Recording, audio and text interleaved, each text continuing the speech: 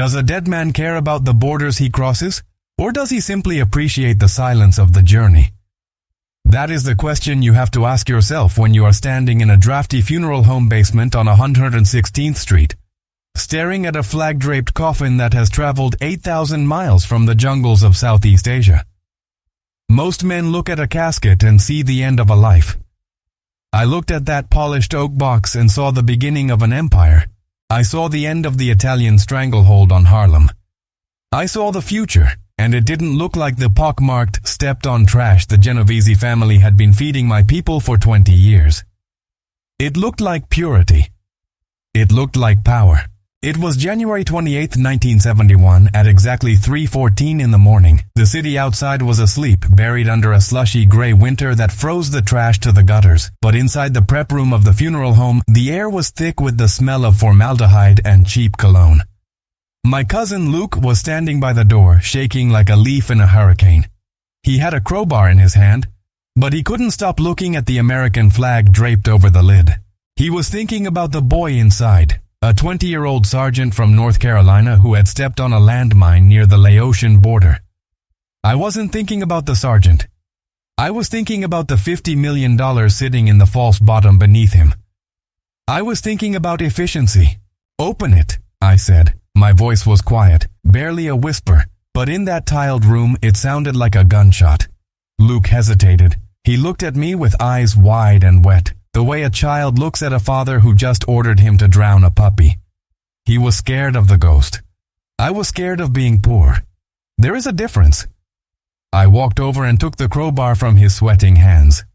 The metal was cold.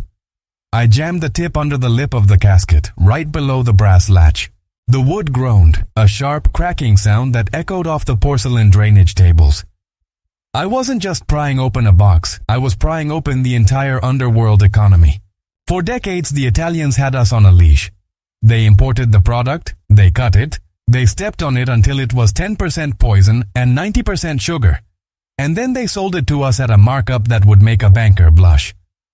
We were the customers in our own neighborhood. Bumpy Johnson, God rest his soul, he fought them with knives and dignity, but he was still playing their game on their board. I decided to flip the board over. I went to the source. I went to the jungle. I bought directly from the generals who ran the Golden Triangle, and I needed a shipping method that the U.S. customs agents wouldn't dare touch with a 10-foot pole. Who searches the pockets of a dead hero? Who disrespects the fallen? Nobody. That is the beauty of America. We worship the dead so much we let them smuggle the devil right through the front door.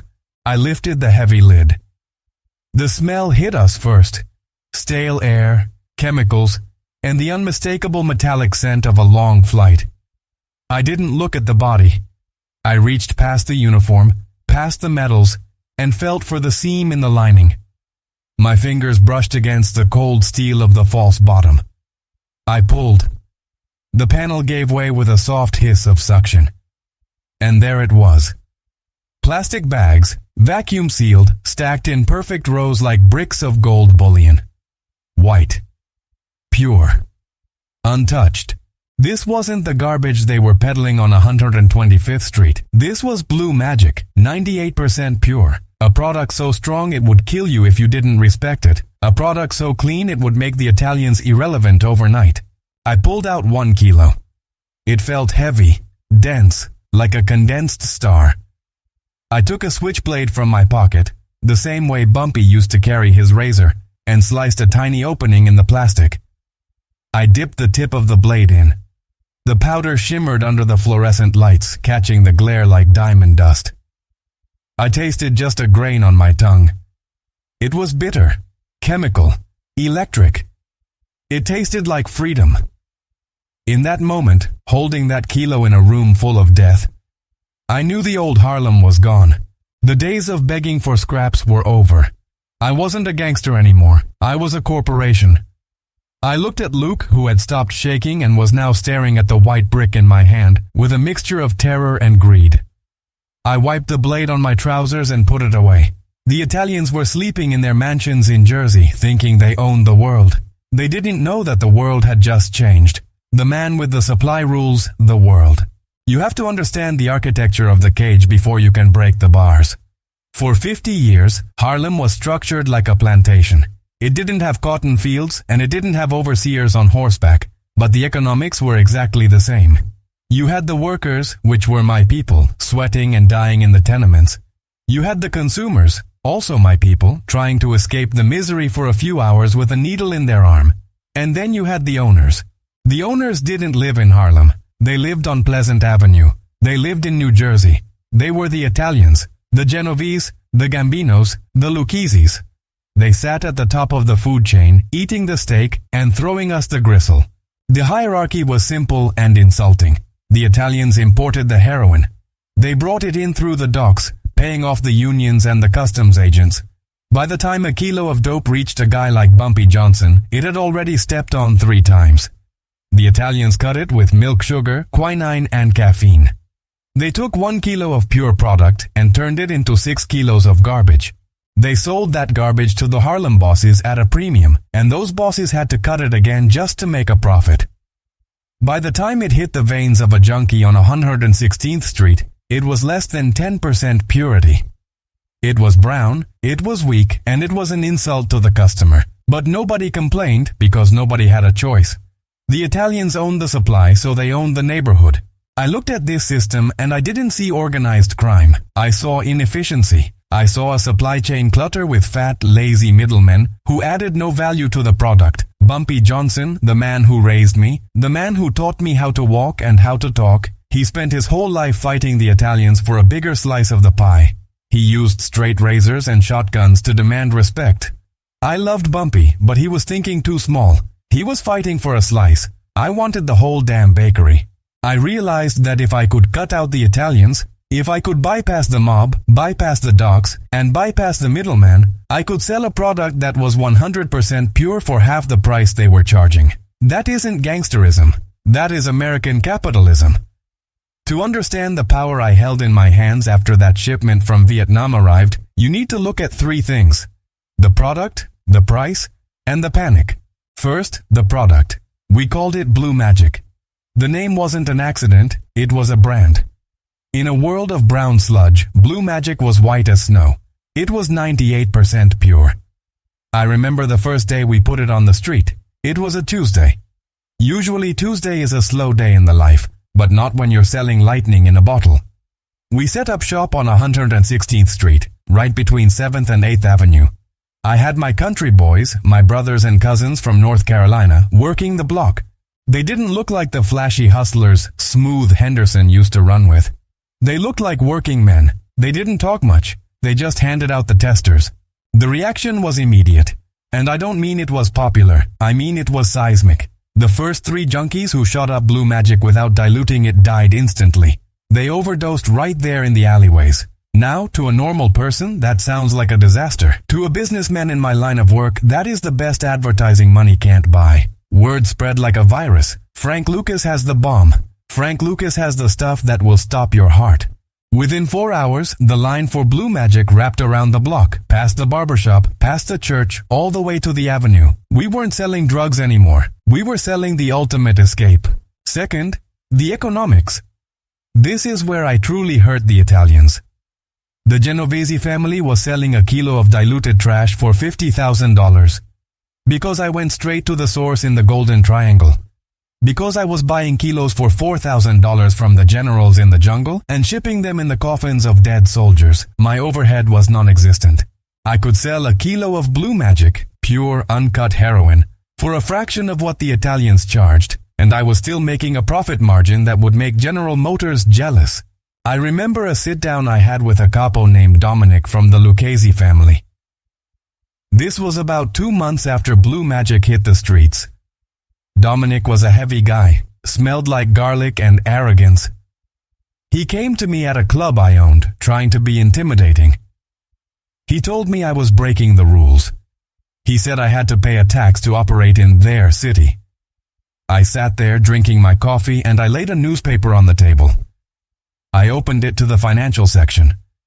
I told him, "Dominic, you're talking about territory. I'm talking about the market. I'm not taking your territory. I'm taking your customers. Your customers are leaving you because your product is inferior and your prices are insulting. You can shoot me, but you can't shoot the law of supply and demand." He didn't know what to say. He was used to Bumpy Johnson threatening to cut his throat. He wasn't prepared for a black man from North Carolina lecturing him on macroeconomics. He left the club sweating, and he never asked for a tax again. Third, the display of absolute control. The police in New York City, specifically the Special Investigations Unit, the SIU, were the biggest gang in the city. They were worse than the Italians. They would shake down dealers, steal their cash, and sell the drugs back to them. They were parasites, but parasites need a host to survive. When the SIU detectives saw the money I was generating, we're talking hundreds of thousands of dollars a day in duffel bags, they didn't try to arrest me. They tried to partner with me. I remember the day Detective Trupo came to me. He was a little weasel of a man with a badge he used like a license to steal. He wanted $10,000 a month to keep his eyes closed. I looked at him, and I didn't feel fear. I felt pity. I handed him a bag with $20,000 in it. I told him, "This isn't a bribe, officer. This is a salary. As long as you take this money, you work for me. You are my employee. If I have a problem with the Italians, you fix it. If I have a problem with the law, you fix it. You are on the payroll of the Blue Magic Corporation." He took the bag. He smiled. And just like that, the NYPD was working security for the biggest drug ring in the history of Harlem. That was the new context. The hierarchy was inverted. The Italians were irrelevant, the police were employees, and the middlemen were extinct. I wasn't just a kingpin, I was the chairman of the board. I stood on the corner of 116th Street, wearing a chinchilla coat and a $50,000 watch, watching the money flow in like the tide. I had bypassed the system that kept us down for 100 years. I had proved that a black man could run a multinational corporation, even if that corporation was built on powder and death. But when you stand on top of the mountain, the wind blows harder, and everyone below you starts looking for a way to knock you down. I had the power, I had the money, but I knew the hardest part wasn't getting to the top. It was staying there. Success is a funny thing. When you're at the bottom, looking up, you think the top of the mountain is a place of rest. You imagine the air is clean, the view is beautiful, and the silence is peaceful. But that is a lie poor people tell themselves to feel better about being poor.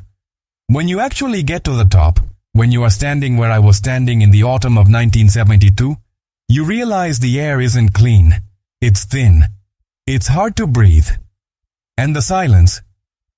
There is no silence. There is only the sound of wolves scratching at the door, waiting for you to close your eyes. By October, Blue Magic wasn't just a product, it was the currency of New York City.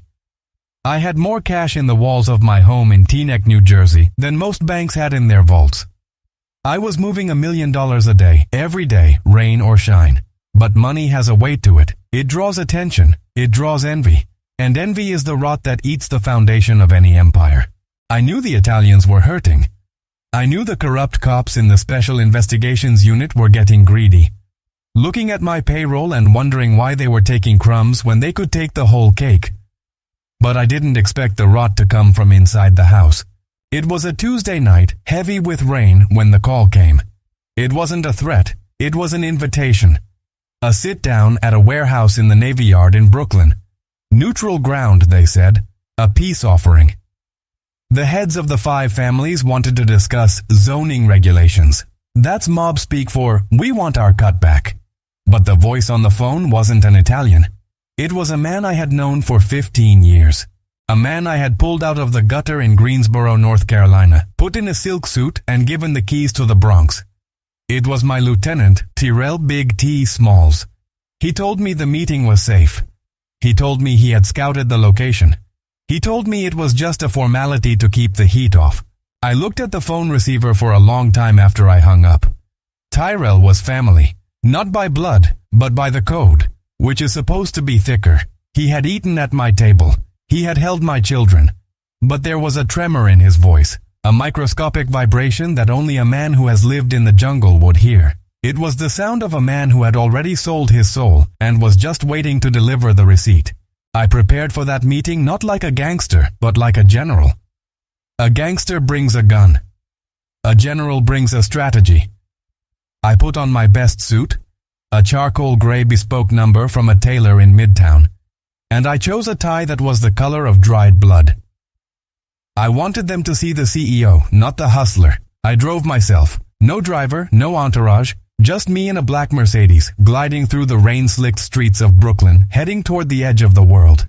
The warehouse was a cavernous, rusting skeleton of the industrial age, sitting right on the water. The smell of salt and diesel fuel was overwhelming. Inside, under a single hanging bulb that swung gently in the draft, a table was set. It looked like a parody of the Last Supper.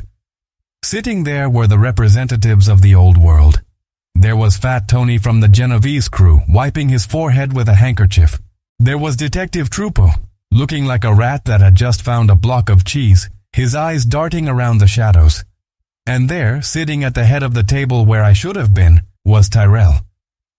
When I walked in, the metal door clanged shut behind me, echoing like a prison cell closing. I didn't flinch. I walked to the empty chair opposite Tyrell and sat down. I placed my hands on the table, palms flat, fingers spread. No weapons, no fear.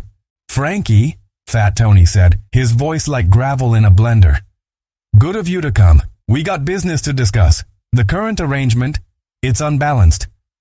I didn't look at Tony. I kept my eyes locked on Tyrell. He was wearing a suit I had paid for, a watch I had given him for Christmas, and he was sweating through all of it. He couldn't meet my gaze. He was looking at his fingernails, at the table, at the darkness in the corners. Anywhere but at the man who made him. "Is that right?" I asked softly. My voice was calm, conversational. "Unbalanced. That's a big word for you, Tony." "It's not just about the money, Frank," Trupo interjected, leaning forward, the smell of cheap whiskey on his breath. "It's about order. You're disrupting the ecosystem. You're too big. You're too loud.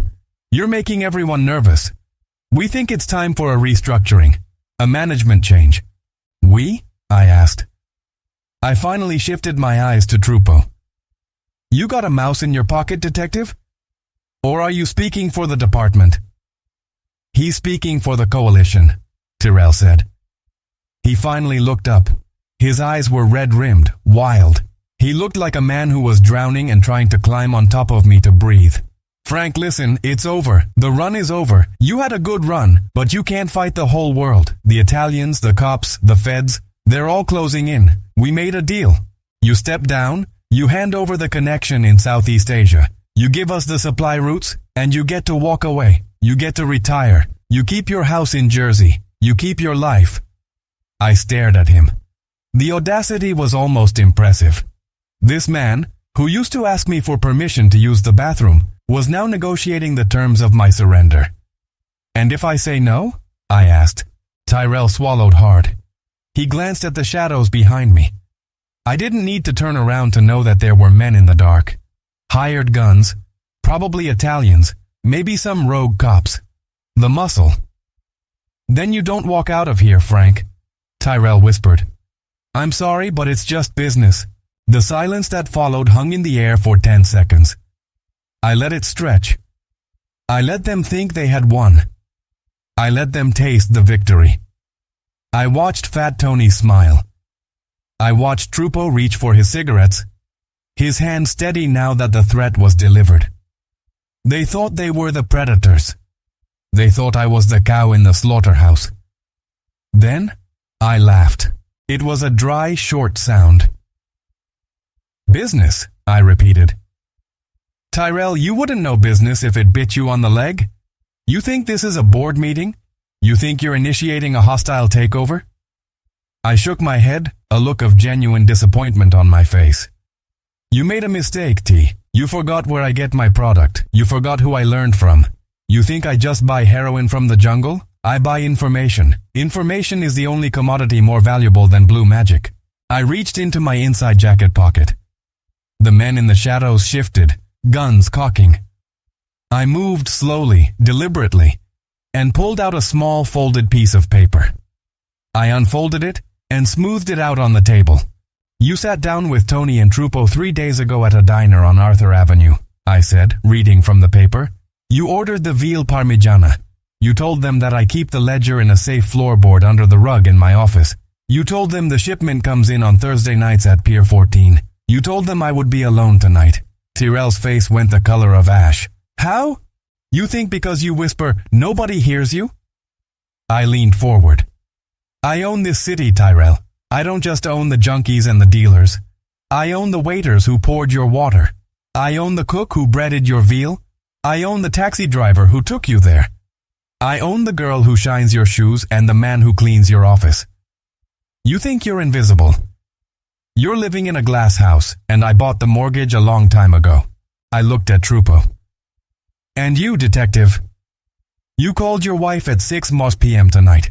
You told her you'd be late because you had to put down a sick dog. That's what I am to you? A sick dog? Trupo's cigarette fell from his mouth. He looked at the paper in my hand like it was a death warrant. It was.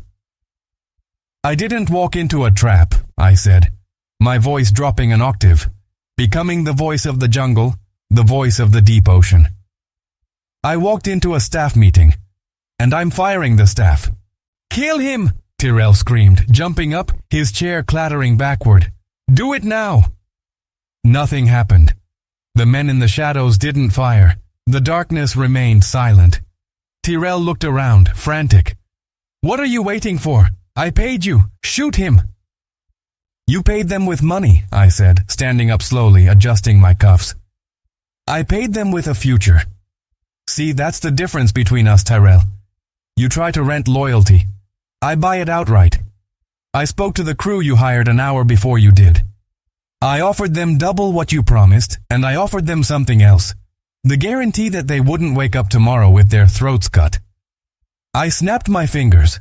From the shadows the men stepped forward, but their guns weren't pointed at me. They were pointed at the table, at Fat Tony, at Trupo, at Tyrell. The shift in the room was physical. The air pressure dropped. The predators became the prey in the blink of an eye. Fat Tony started to hyperventilate. Trupo froze, his hand halfway to his service weapon, knowing he would never clear the holster in time. But I wasn't looking at them. I was looking at Tyrell. He was trembling so hard his teeth were chattering. The arrogance was gone. The ambition was gone. All that was left was the scared little boy from North Carolina, who didn't know how the world worked. Frank, please, he whimpered. I was confused. They pressured me. I didn't want to do it. We're family, Frank. We're blood. We were partners, I corrected him. Family doesn't try to sell you to the lowest bidder. And as for blood, I walked around the table until I was standing right next to him. I could smell his fear.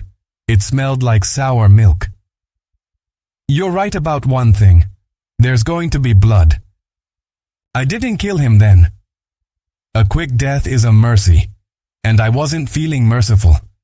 I was feeling like a businessman who had to balance the books. I looked at the hired muscle. Men who, until 5 minutes ago, were ready to put a bullet in my head. Take Tony and the detective outside, I ordered.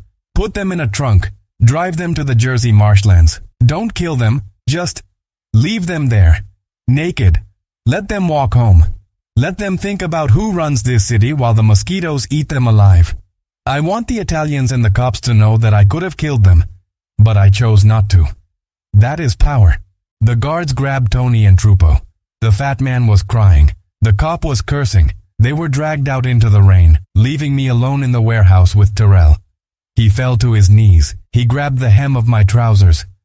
Frank, please, I'll do anything. I'll go back to the street. I'll start over. Just don't kill me. I looked down at him. I felt a profound sadness. Not for him, but for the necessity of what had to happen. This was the burden of the crown. You can't have cracks in the foundation. If I let him live, every hungry lieutenant in Harlem would think they could take a shot at the king and survive. Get up, I said.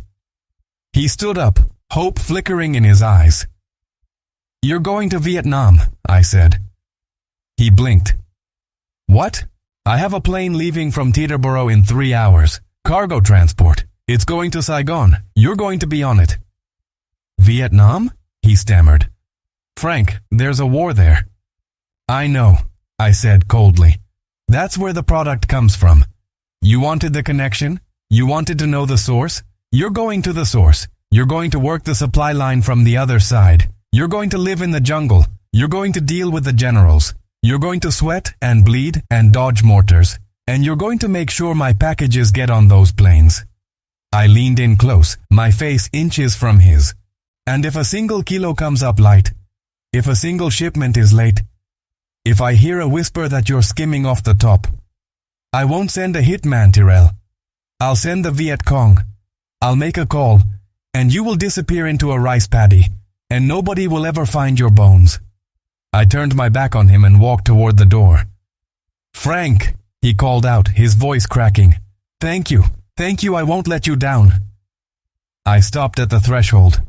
I didn't turn around. You already did, I said. I walked out into the rain. The air outside felt different now. It was still cold, still wet, but the thinness was gone. I could breathe. I had walked into the lion's den and turned the lions into rugs. I got into my car and started the engine. The wipers slapped a rhythm against the glass, like money being counted. I drove back to the city, back to Harlem. I had survived the conspiracy. I had purged the rot. But as I crossed the George Washington Bridge, looking at the lights of Manhattan shimmering like diamonds on black velvet, I realized something. Tyrell was right about one thing. The circle was closing. The betrayal wasn't just a glitch, it was a symptom.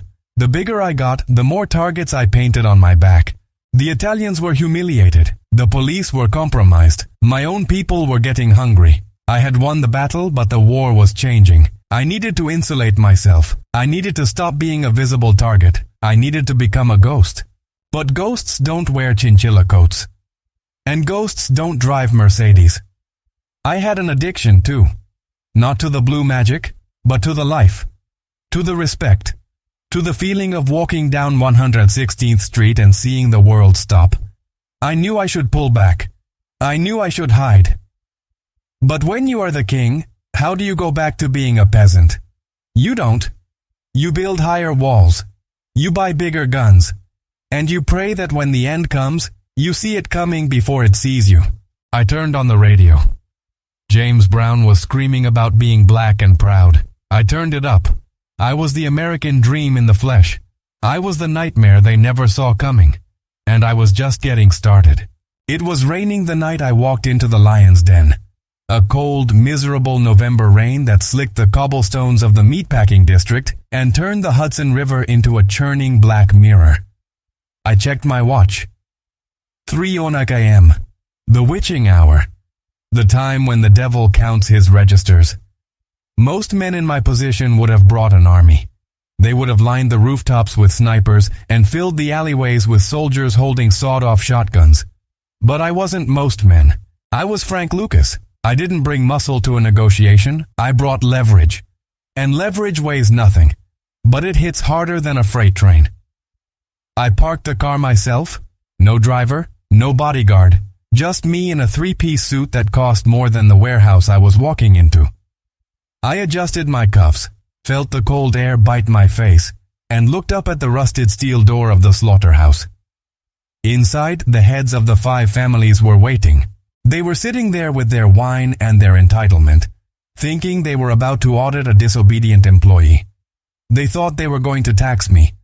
They thought they were going to tell me how much blue magic I was allowed to sell and which corners I was allowed to stand on. But they weren't the only ones in that room. My cousin was in there too. Tyrell, my blood. The boy I had pulled off a dirt road in North Carolina, put in a silk shirt, and taught how to eat with a fork. He was the one who had opened the door for them. He was the one who whispered my schedule to the Genovese captain. He was the one who sold the keys to the kingdom for a promise of safety that the Italians would never keep. He didn't know that I knew. He thought he was a ghost, but he forgot that I was the one who taught him how to walk through walls. I pushed the door open. The smell hit me instantly. Old blood, sawdust, and the sharp, acidic tang of cheap cigars. The warehouse was cavernous, lit by a single industrial bulb that swung on a chain, casting long, nervous shadows against the brickwork. They were sitting around a folding table in the center of the kill floor. Fat Tony Salerno, looking like a toad in a tuxedo. Dominic formed the Lucchese family. Detective Trupo, sweating through his cheap polyester jacket. And Tyrell. When I walked in, the conversation died. It didn't taper off, it was severed. Tyrell looked up and for a second, just a fraction of a second, I saw his soul leave his body. He tried to smile, but his face was a mask of terror. He knew. Deep down, in the reptilian part of his brain that smells predators, he knew. Frankie! Fat Tony grunted, leaning back in his chair. The wood creaked under his weight. You're late. We were just discussing the new zoning laws. I didn't answer him. I didn't even look at him. I walked past the Italians, past the corrupt cop, and stood directly behind Tyrell's chair. I placed my hands on his shoulders. I felt him flinch. He was vibrating, a low-frequency tremble that traveled right through his suit jacket into my palms. Zoning laws, I repeated softly. My voice echoed in the empty space. Is that what we're calling betrayal these days, Tony? Zoning? Sit down, Frank, Trupo said, his hand drifting toward his waist. We need to structure the payments. The department needs its share. The families need their share. You've been eating alone for too long. It's bad for your digestion. I squeezed Tyrell's shoulders. Hard. Tyrell, I said, looking at the back of his head. Tell these gentlemen why they are wasting their time. Tyrell tried to speak, but his voice was a dry croak. Frank, listen. It's just business. They made an offer. We have to be smart. Smart, I said, tasting the word. Smart is knowing the difference between a partner and a parasite. Smart is knowing that when you invite the wolf to dinner, you don't serve him your brother. I finally took my hands off him and walked to the head of the table. I didn't sit. I stood. I wanted them to look up at me. I reached into my jacket pocket. Trupo flinched, pulling his service revolver halfway out of its holster. Fat Tony's bodyguards in the shadows stepped forward, guns raised. I moved slowly. I didn't pull a gun. I pulled out a small leather-bound notebook. I tossed it onto the table. It landed with a heavy thud, sliding across the metal surface until it stopped in front of Tyrell. Open it, I commanded. Tyrell's shaking hands reached for the book. He flipped it open. Read the entry for last Tuesday, I said. Read it loud enough for the detective to hear. Tyrell stared at the page. His skin went the color of ash. He couldn't speak. I'll read it for you, I said, my voice dropping to a whisper that filled the room. Tuesday, November 14th, 7:15 p.m., the Galaxy Diner on 23rd Street, Booth 4. You ordered the meatloaf? Tony ordered the veal. You told them that my shipment arrives on the 1st and the 15th. You told them where I keep the cash in the floorboards of the Teaneck house. You told them that if they took me out tonight, the country boys would scatter, and you could hand them the entire distribution network by Monday morning. The silence in the room was absolute. It was the silence of a tomb. Fat Tony stopped chewing his cigar. Trupo froze. They realized in that moment that they weren't the ones setting the trap. You had a wire? Trupo hissed, his eyes darting around. I don't need wires, detective, I said. I have the streets, I have the waiters, I have the taxi drivers, I have the people you step over every day. You think you're invisible because you have a badge? You're the most visible man in New York. I knew about this meeting before you decided to hold it. I looked down at Tyrell. He was crying now, silent tears running down his face. Frank, please. They threatened me. They said they'd kill me. So you decided to help them kill me instead? I asked. That's the mathematics of a coward, Tyrell. Fat Tony slammed his hand on the table. Enough of this theater. You're one man, Frank. We have the numbers. We take you out, we take the business. It's that simple. Tyrell gives us the connection, and we run blue magic. I laughed. It was a cold, dry sound. That's where you're confused, Tony. You think blue magic is a product. You think it's just powder in a bag. Blue magic isn't the powder. Blue magic is the process. It's the handshake in the jungle. It's the general in the Golden Triangle who only speaks to me. It's the transport chain that moves through the U.S. Army. Tyrell doesn't know the general. Tyrell doesn't know the codes. Tyrell doesn't know the route. I leaned forward, placing my knuckles on the table.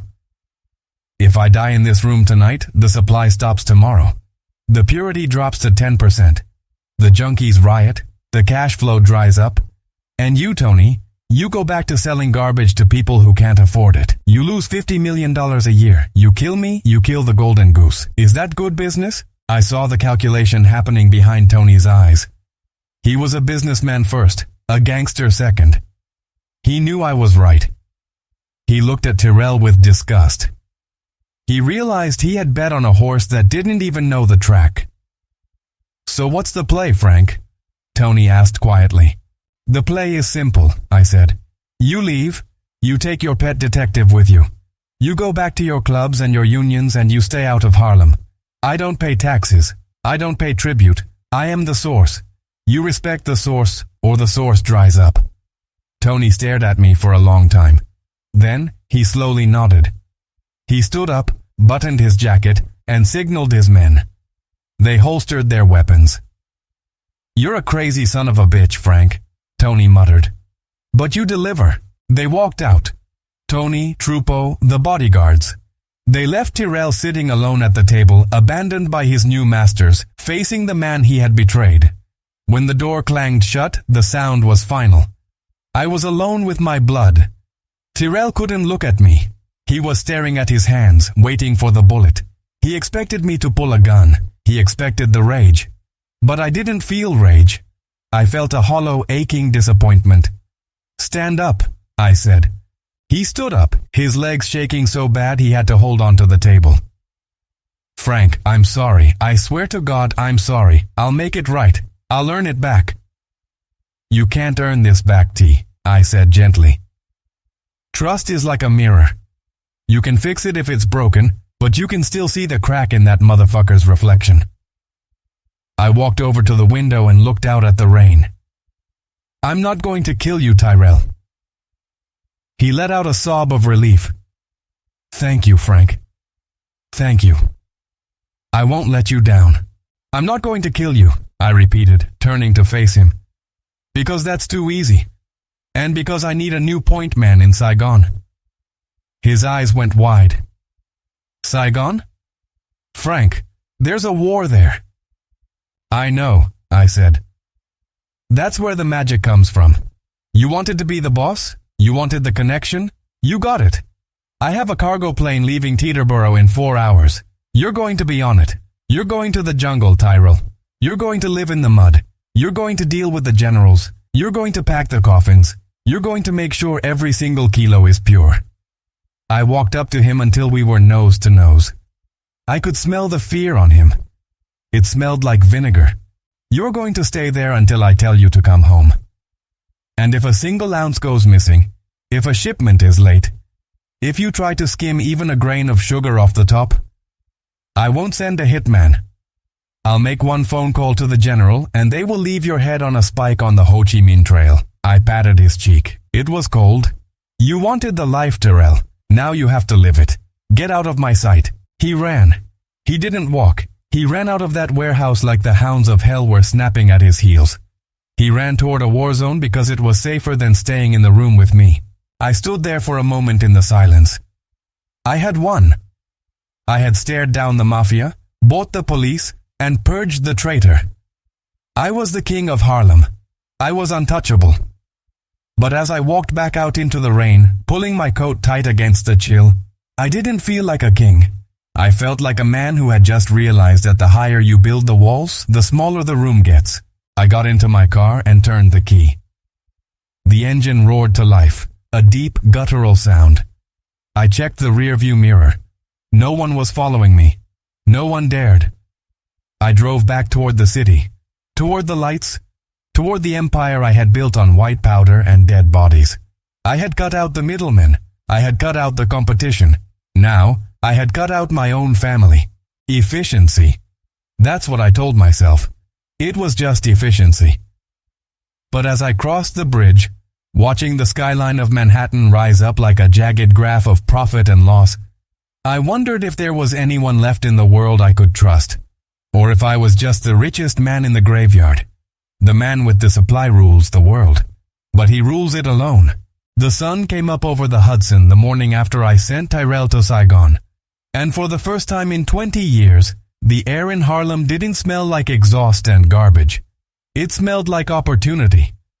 You might think that humiliating the heads of the 5 families and exiling my own blood to a war zone would bring heat, but you have to understand the psychology of the predator. The Italians didn't come back with machine guns. They didn't firebomb my clubs. They did something far more significant. They got out of the way.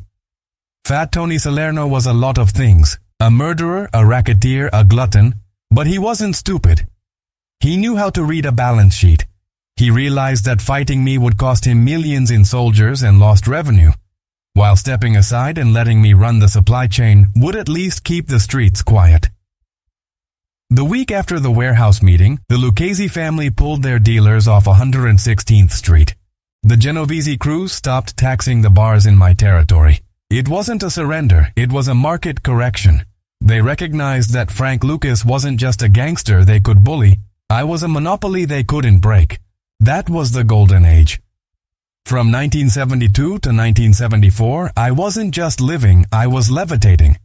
We were moving $1 million a day in blue magic.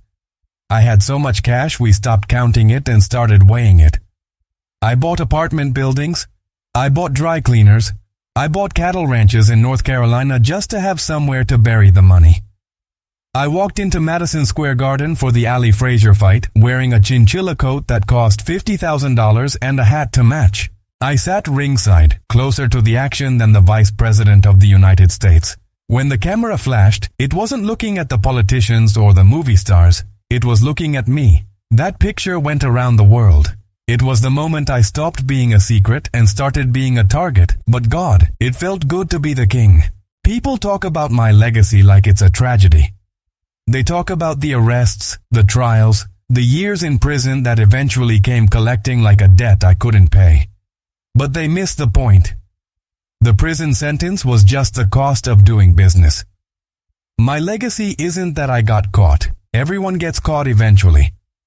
My legacy is that I changed the game forever. Before me, a black man in Harlem was expected to be a servant, a runner, or a consumer. I proved that we could be the architects. I proved that if you have the courage to cross the ocean, shake the hand of the devil in the jungle, and cut out the middleman, you can build an empire that rivals General Motors. I showed the world that power doesn't come from a gun. Any fool can pull a trigger. Power comes from efficiency. It comes from having a product so pure that it sells itself, and a system so tight that even your enemies have to respect it. I took the chaotic, bloody mess of the Harlem underworld, and I turned it into a Fortune 500 company. The Italians never looked at us the same way again. The cops never looked at us the same way again. We forced them to look up. They called me the Superfly. They called me the Godfather of Harlem. But I never liked those names. They sound like characters in a movie. I was a CEO. I identified a market inefficiency. I sourced the product. I secured the distribution, and I executed the plan. That is the American dream. It just so happens that my product was illegal, but the principles? The principles were as pure as the blue magic itself. If you want to understand how to build something from nothing, if you want to know what it really takes to walk through the fire and come out holding the gold, then you need to pay attention. History is written by the winners, but the legends are written by the survivors. I survived the jungle. I survived the Italians, and I survived the betrayal of my own blood. If you respect the hustle, if you understand that loyalty is the only currency that matters, hit that subscribe button. Like this video if you know that real power is never given, it's taken. Share this with someone who needs to wake up and take control of their own empire. I'm Frank Lucas and this is my story.